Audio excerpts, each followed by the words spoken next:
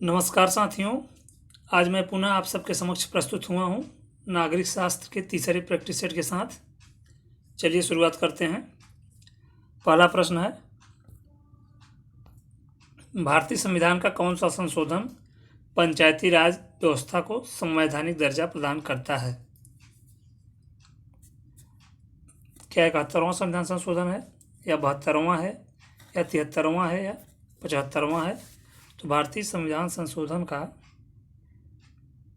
73वां संविधान संशोधन पंचायती राज व्यवस्था को संवैधानिक दर्जा प्रदान करता है, जो कि 1992 में हुआ था। कब हुआ था? 1992 में। अगला क्वेश्चन, भारत के संविधान में किस संशोधन के अंतर्गत वस्तु एवं सेवा कर यानी कि जीएसटी लगाया गया? क्या 97वें संविधान संशोधन में, या 99वें में, या 103वें में, या 101वें में? तो संविधान संशोधन का 101वां जो है, इसमें जीएसटी यानी कि वस्तु एवं सेवा कर लगाया गया, जो कि 2016 में पास हुआ था, 2017 से लागू हुआ, 1 जुलाई 2017 से लागू हुआ। अगला तीसरा क्वेश्चन, संविधान के किस संशोधन द्वारा अनुसूचित जनजातियों के लिए एक पृथक राष्ट्रीय आयोग के गठन का प्रावधान किया गया? क्या 84वां संविधान संशोधन, या 89वां, या 85वां, या 92वां संविधान संशोधन? तो संविधान संशोधन का 89वां संविधान संशोधन अनुसूचित जनजातियों के लिए एक पृथक राष्ट्रीय आयोग के गठन की बात करता है। अगला, संसदात्मक शासन प्रणाली में वैधानिक संप्रभु कौन होता है? तो संसदात्मक शासन प्रणाली में वैधानिक संप्रभु राष्ट्रपति है, संसद है, प्रधानमंत्री है, या न्यायपालिका है? तो संसदात्मक शासन प्रणाली में वैधानिक संप्रभु संसद है। कौन है? संसद। अगला पांचवा क्वेश्चन, संविधान के किस संशोधन द्वारा अनुच्छेद 338 में संशोधन करके अनुसूचित जाति तथा जनजाति आयोग के गठन के संबंध में प्रावधान किया गया था? क्या 61वें संविधान संशोधन में, 66वें में, 65वें में, या 69वें संविधान संशोधन में? तो किसमें क्या किया गया था? 65वें संविधान संशोधन में 338 में, यानी कि अनुच्छेद 338 में संशोधन करके अनुसूचित जाति तथा जनजाति आयोग के गठन के संबंध में प्रावधान किया गया था। यह कब किया गया था? 1990 में। ठीक। अगला, निम्नलिखित में से कौन भारत में एकात्मक विशेषता का समर्थन नहीं करता है? कौन नहीं करता है? देखिए, अखिल भारतीय सेवाएं, ये तो करती हैं। एकल नागरिकता, ये भी करती हैं। आपातकालीन प्रावधान, ये भी करते हैं एकात्मक विशेषता का समर्थन। जो राष्ट्रपति यानी औपचारिक प्रधान के रूप में जो राष्ट्रपति है, यही इसका समर्थन नहीं करता है। तो यही आपका सही आंसर हो जाएगा। अगला 7वां क्वेश्चन, संविधानवाद से क्या तात्पर्य है? क्या निरंकुश राजतंत्र, असीमित सत्ता, कानून का शासन, या असीमित सरकार? संविधानवाद से कानून का शासन, यही से तात्पर्य है। अगला 8वां क्वेश्चन, सर्वोच्च न्यायालय में तदर्थ न्यायाधीशों की नियुक्ति होती है जब कैसी परिस्थिति आती है? तो होती है, देखिए, कतिपय न्यायाधीश दीर्घकालीन अवकाश पर चले जाते हैं, क्या इस समय होती है?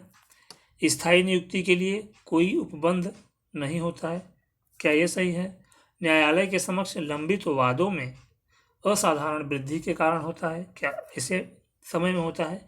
या न्यायालय के किसी सत्र के लिए न्यायाधीशों का कोरम नहीं होता है, तब होता है। तो एक कब होता है? जब न्यायालय के किसी सत्र के लिए न्यायाधीशों का कोरम नहीं होता, यानी कम पड़ रहा होता है, तब तदर्थ न्यायाधीशों की नियुक्ति का प्रावधान किया गया है। अगला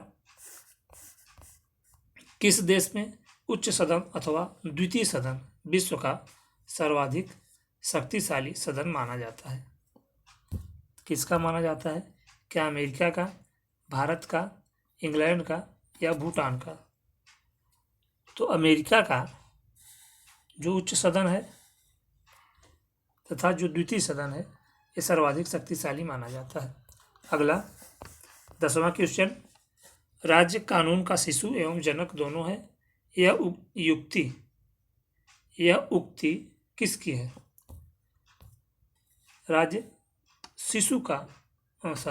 राज्य कानून का शिशु एवं जनक दोनों है। तो अरस्तु का कथन है, प्लेटो का कथन है, मैकाइवर का कथन है या लास्की का कथन है? तो यह कथन है कि राज्य कानून का पिता और पुत्र यानी कि शिशु और जनक दोनों है। यह कथन मैकाइवर का है। अगला, किस देश में एक दलीय व्यवस्था है? किसमें है? क्या जर्मनी में है, स्विट्जरलैंड में है, पाकिस्तान में है या चीन में है? तो एक दलीय व्यवस्था कहाँ पे है? चीन में है। चीन में एक दल है जिसे पीपुल्स रिपब्लिक ऑफ चाइना या चीनी जनवादी गणराज्य के नाम से जाना जाता है। अगला 12वां क्वेश्चन, राष्ट्रपति पर महाभियोग लगाने का प्रावधान निम्न में से किसे प्राप्त है? क्या सर्वोच्च न्यायालय को प्राप्त है, या लोकसभा अध्यक्ष को प्राप्त है, या संसद के दोनों सदनों को प्राप्त है, या प्रधानमंत्री को प्राप्त है? तो राष्ट्रपति पर महाभियोग लगाने का जो अधिकार है वो संसद के दोनों सदनों को प्राप्त है। अगला 13वां क्वेश्चन, निम्न में से कौन प्रत्ययवादी विचारक नहीं है? प्रत्ययवादी विचारक कांट, क्या हीगल नहीं है, या फिक्टे नहीं है, या बेंथम नहीं है? तो प्रत्ययवादी विचारक बेंथम नहीं है। वास्तव में प्रत्ययवादी का मतलब आदर्शवादी की बात कर रहा है। तो आदर्शवादी जैसा कि आप सब जानते हैं, आदर्शवादी कांट भी हैं, हीगल भी हैं और फिक्टे भी हैं, बेंथम नहीं है। अगला, भारत का प्रधानमंत्री निर्वाचित होता है, चयनित होता है, मनोनीत होता है या नियुक्त होता है? तो भारत का प्रधानमंत्री नियुक्त होता है। इसकी नियुक्ति कौन करता है? तो राष्ट्रपति करता है। अगला, राष्ट्रपति की महाभियोग की प्रक्रिया शामिल है। राष्ट्रपति के महाभियोग की प्रक्रिया शामिल है। किसमें शामिल है? अनुच्छेद 54 में शामिल है, अनुच्छेद 55 में शामिल है, अनुच्छेद 56 में शामिल है या अनुच्छेद 61 में शामिल है? तो राष्ट्रपति की महाभियोग की प्रक्रिया जो है वो अनुच्छेद 61 में शामिल है।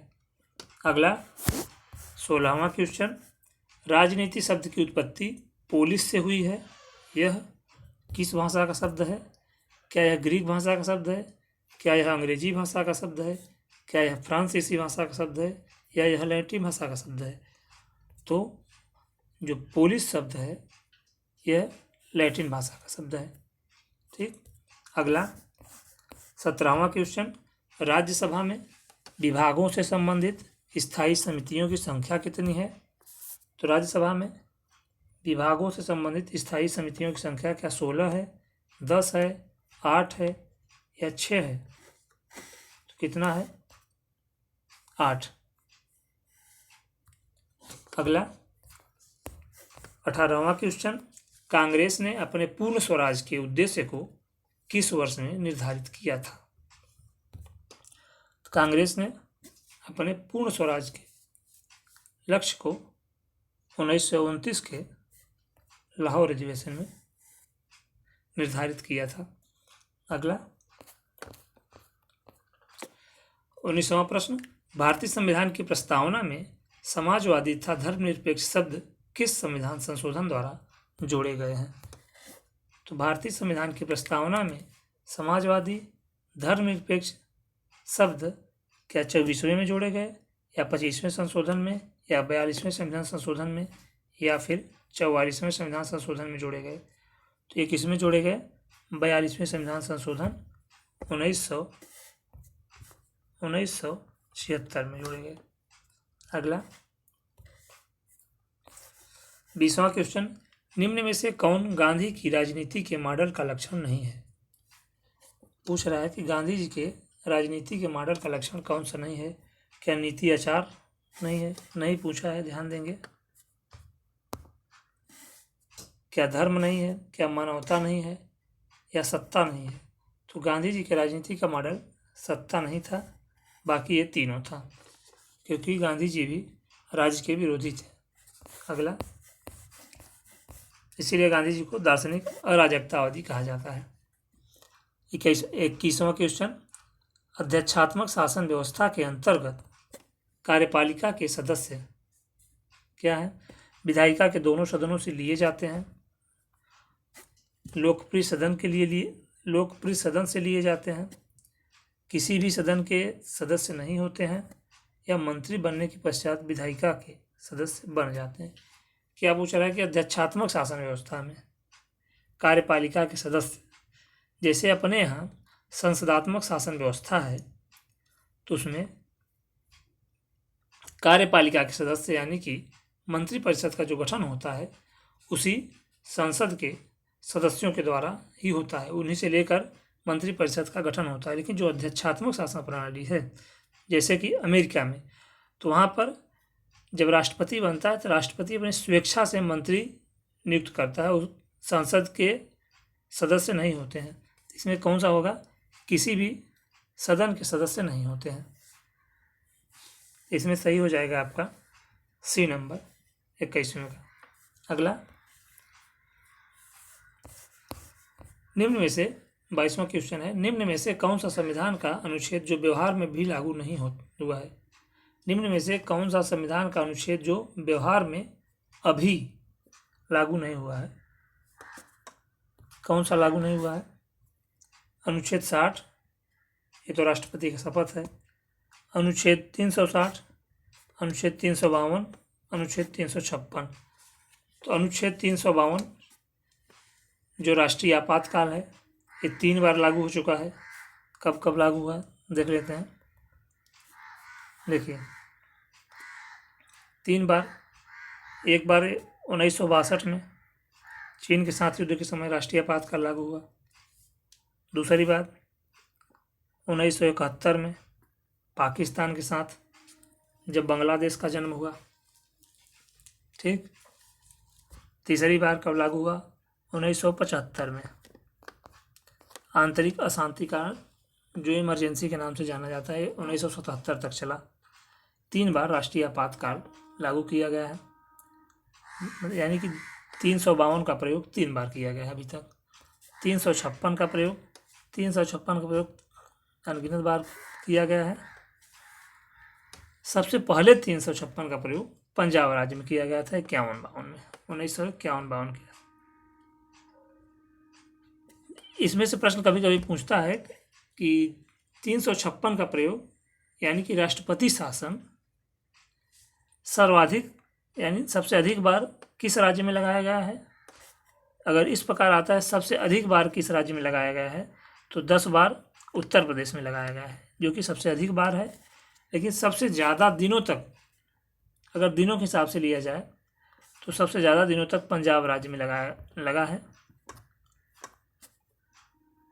जो कि अगर बार में देखें तो 8 बार लगा है। लेकिन सबसे ज़्यादा दिन संख्या कितनी? 3510 दिन है इसमें, और जो कि यूपी में 1700 दिन है।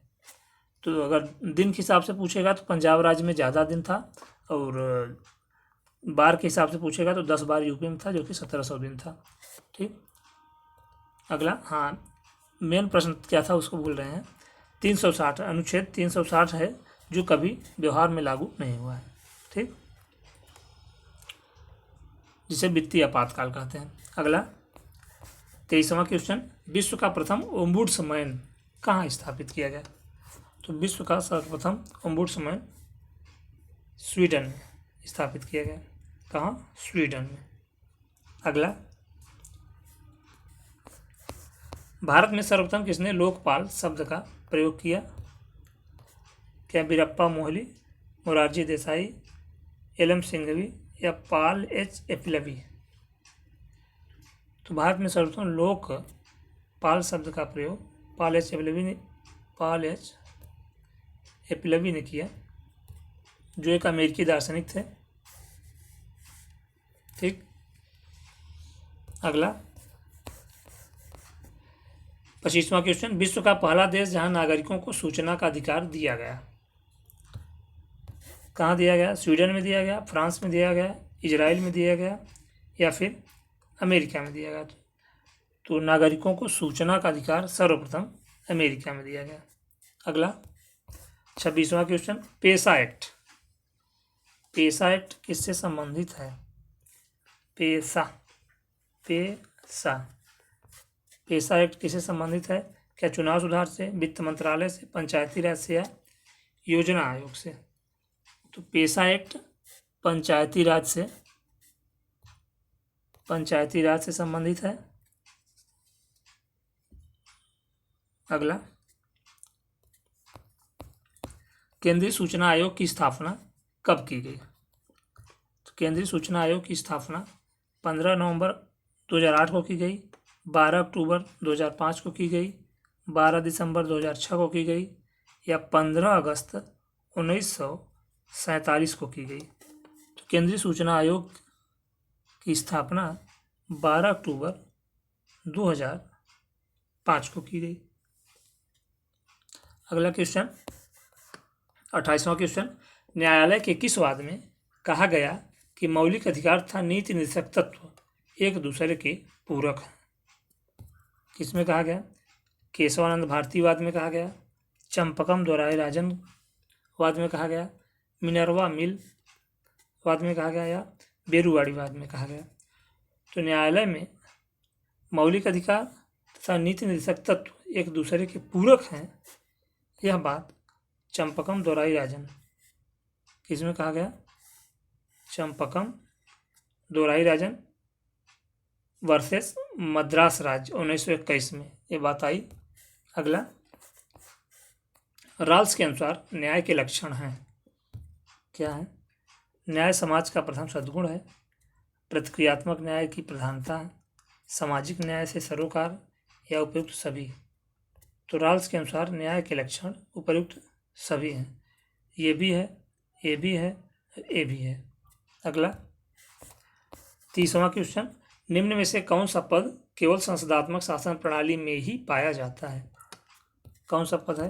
क्या राष्ट्रपति का पद है, उपराष्ट्रपति का पद है, साम्राज्ञी का पद है या प्रधानमंत्री का पद है? तो संसदात्मक शासन प्रणाली में प्रधानमंत्री का पद है जो प्रमुखतः पाया जाता है। अगला, किस विचारक ने राज्य की नैतिकता व व्यक्ति की नैतिकता में अंतर किया है?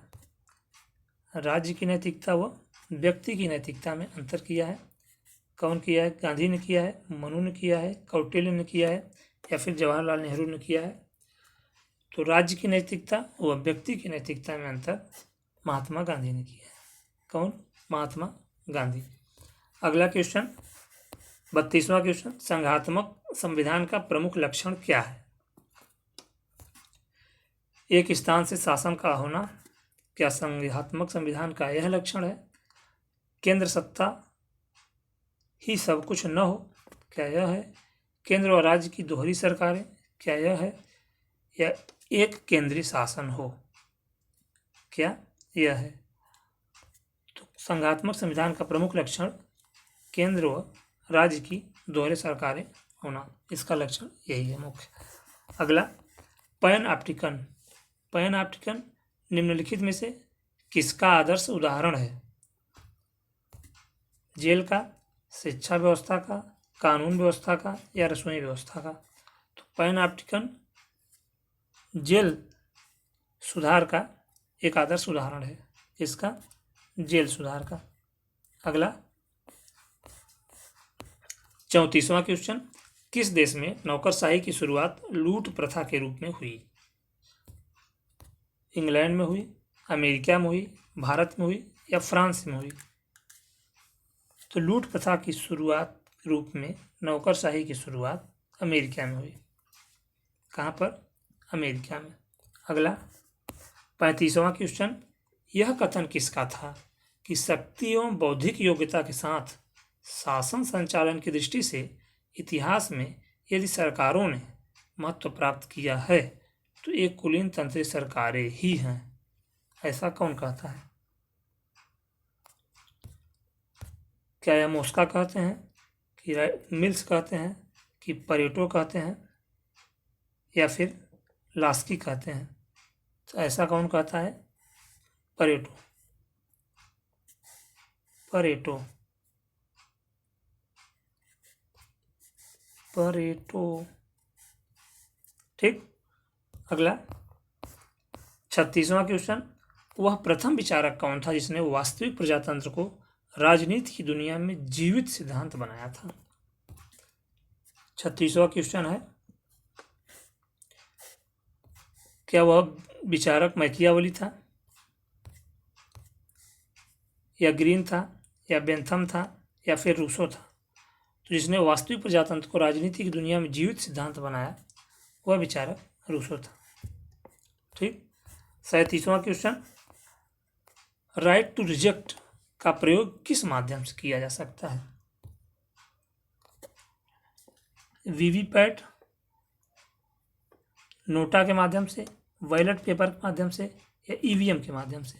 तो राइट टू रिजेक्ट का प्रयोग हम नोटा के माध्यम से करते हैं। आप लोगों के लिए होमवर्क है कि नोटा का प्रयोग भारत में लोकसभा चुनाव के लिए सर्वप्रथम कब किया गया। ये आप लोग के लिए होमवर्क है, कमेंट बॉक्स में आप लोग लिखकर जरूर बताएंगे। अगला 38वां क्वेश्चन, अनियंत्रित बाजार आधारित पूंजीवाद का परिणाम होगा कार्यकुशलता, उत्पादन वृद्धि तथा व्यापक संपन्नता। क्या पूछ रहा है कि अनियंत्रित बाजार आधारित पूंजीवाद का परिणाम होगा, क्या होगा? क्या वह कार्यकुशलता होगा, उत्पादन वृद्धि होगा या व्यापक संपन्नता होगा? यह विश्वास जुड़ा है। यह विश्वास किससे जुड़ा है? क्या नव उदारवाद से जुड़ा है, नव अनुदारवाद से जुड़ा है, नव मार्क्सवाद के साथ जुड़ा है या इनमें से किसी के भी साथ नहीं जुड़ा है? तो यह किसके साथ जुड़ा है? नव उदारवाद के साथ जुड़ा है। अगला 39वां क्वेश्चन, राज्य को सिक्के चलाने और डाकघर खोलने का कार्य भी नहीं करना चाहिए। नहीं करना चाहिए, यह भी ऐसा कौन कह रहा है? क्या लॉक कह रहा है या फ्रीमैन या जेएस मिल या स्पेंसर कह रहा है? तो ऐसा कह रहा है फ्रीमैन कि राज्य को सिक्के तथा डाकघर ये दोनों काम भी नहीं करने चाहिए। अगला 40वां क्वेश्चन, किसी अपराध के अभियुक्त को स्वयं अपने विरुद्ध गवाह बनने के लिए बाध्य नहीं किया जा सकता। भारतीय संविधान के किस अनुच्छेद में यह प्रावधान किया गया है? क्या अनुच्छेद 20 के 3 में किया गया है, अनुच्छेद 21 में किया गया है, अनुच्छेद 22 में किया गया है या अनुच्छेद 74 में किया गया है? तो यह अनुच्छेद 20 के 3 में किया गया है। अगला, राज्य के नीति निर्देशक सिद्धांतों में निम्न में से किसके बारे में संविधान शांत है या मौन है? प्रौढ़ शिक्षा के बारे में, कर्मकारों को निर्वाह योग्य मजदूरी के बारे में, गरीबों को निःशुल्क विधिक सहायता के बारे में या बालकों की प्रारंभिक शिक्षा अब तक 6 वर्ष की आयु यानी कि जब तक 6 वर्ष की आयु न प्राप्त कर लें? क्या यह? तो राज्य के नीति निर्देशक सिद्धांतों में प्रौढ़ शिक्षा के बारे में प्रावधान नहीं किया गया, इस पर संविधान मौन है। अगला 42वां क्वेश्चन, प्राक्कलन समिति संसद के किस सदन के सदस्यों से गठित की जाती है? प्राक्कलन समिति क्या संसद के दोनों सदनों के सदस्यों से, राज्यसभा के सदस्यों से या लोकसभा के सदस्यों से या उपरोक्त में से कोई नहीं? तो जो प्राक्कलन समिति है वो लोकसभा के सदस्यों के द्वारा गठित की जाती है जिसकी संख्या 30 होती है। ठीक। अगला 43वां क्वेश्चन, निम्नलिखित में से व्यक्तिवादी विचारक कौन है? हेराल्ड लास्की हैं, जेम्स मिल हैं, जॉन स्टुअर्ट मिल के पिता हैं ये, हर्बर्ट स्पेंसर हैं या फिर अरस्तु हैं। तो व्यक्तिवादी विचारक इसमें कौन है? Herbert Spencer. कौन है? Herbert Spencer. अगला 44वां क्वेश्चन, 20वीं शताब्दी में स्वतंत्रता के नकारात्मक दृष्टिकोण के अग्रतम प्रतिपादकों में कौन है? 20वीं शताब्दी में स्वतंत्रता के नकारात्मक दृष्टिकोण, स्वतंत्रता के नकारात्मक दृष्टिकोण के अग्रतम प्रतिपादकों में कौन है? क्या एजिया बर्लिन है, जॉन रॉल्स हैं, या सीबी मैक्सफर्सन है, या चार्ल्स टेलर हैं? तो स्वतंत्रता के नकारात्मक दृष्टिकोण के अग्रतम प्रतिपादकों में एजिया बर्लिन है। अगला देखते हैं 45वां क्वेश्चन, किस एक संशोधन द्वारा राष्ट्रपति को कोई भी मामला मंत्रिपरिषद द्वारा पुनर्विचार किए जाने के लिए वापस भेजने का अधिकार दिया गया? कब दिया गया? क्या 39वें संविधान संशोधन में, या 40वें संविधान संशोधन में, या 42वें संविधान संशोधन में, या फिर 44वें संविधान संशोधन में?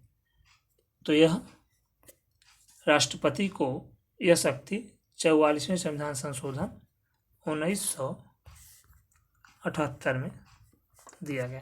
ठीक। अगला, भारतीय संसद के दोनों सदनों की संयुक्त बैठक होती है, किस परिस्थिति में होती है? संविधान संशोधन विधेयक के संबंध में, धन विधेयक के संबंध में, साधारण विधेयक के संबंध में, या भारत के उपराष्ट्रपति के निर्वाचन के संबंध में? तो भारतीय संसद के दोनों सदनों की संयुक्त बैठक केवल और केवल साधारण विधेयक के संबंध में होती है। ठीक।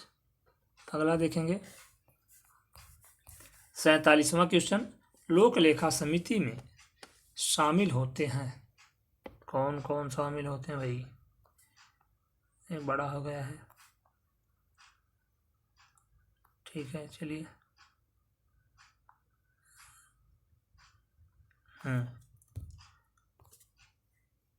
तो क्या लोकसभा के 30 सदस्य, लोकसभा के 15 सदस्य, या राज्यसभा के 7 सदस्य, या राज्यसभा का कोई सदस्य नहीं? इसमें कौन कौन शामिल होता है लोक लेखा समिति में? एक तो लोकसभा के 15 सदस्य शामिल होते हैं, ये लोग। दूसरा, राज्यसभा के 7 सदस्य, यानी कि 15 और 7 22 सदस्य होते हैं लोक लेखा समिति में। आपका उत्तर सही कौन सा हो जाएगा? बी, 2 और 3। ठीक, 2 और 3, ये उत्तर सही हो जाएगा। लोकसभा से 15 सदस्य और राज्यसभा से 7 सदस्य लोक लेखा समिति में शामिल होते हैं। लोक लेखा समिति में कुल 22 सदस्य होते हैं। अगला 48वां क्वेश्चन, लोकसभा, बड़ा कर देते हैं थोड़ा। लोकसभा में केंद्र शासित प्रदेशों के प्रतिनिधि चुने जाते हैं प्रत्यक्ष निर्वाचन द्वारा, नामांकन द्वारा, अप्रत्यक्ष निर्वाचन द्वारा, या उपयुक्त सभी के द्वारा। तो लोकसभा में केंद्र शासित प्रदेशों के प्रतिनिधि प्रत्यक्ष निर्वाचन द्वारा चुने जाते हैं। ठीक।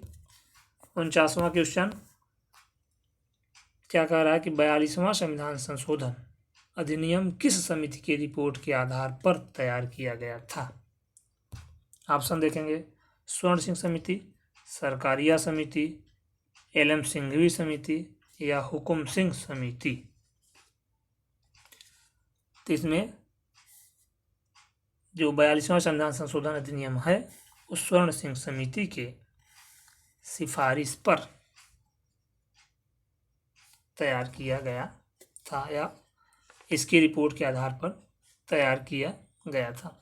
अगला देखेंगे 50वां क्वेश्चन, भारतीय संविधान का अधिकांश भाग संशोधन किया जा सकता है कैसे? राज्यों की सहमति से संसद के द्वारा, अकेले संसद के द्वारा, अकेले राज्यों की व्यवस्थापिकाओं के द्वारा, अकेले राष्ट्रपति के द्वारा। अकेले राष्ट्रपति से तो कुछ नहीं होगा। अकेले राज्यों की व्यवस्थापिकाओं द्वारा ये तो संसद में संविधान में संशोधन कर ही नहीं सकते। और राज्यों की सहमति से संसद के द्वारा ये मामला 368 में संविधान संशोधन है उसके लिए है। ज़्यादातर संविधान संशोधन अकेले संसद के द्वारा होता है। ठीक, तो यही आपका लास्ट क्वेश्चन है। हमारे साथ बने रहने के लिए चैनल को सब्सक्राइब करें, अपने मित्रों को शेयर भी करें और हमारे साथ जुड़े रहें। आगे ऐसे ही राजनीति विज्ञान की और इतिहास की सीरीज आप लोगों के साथ चलती रहेगी। धन्यवाद।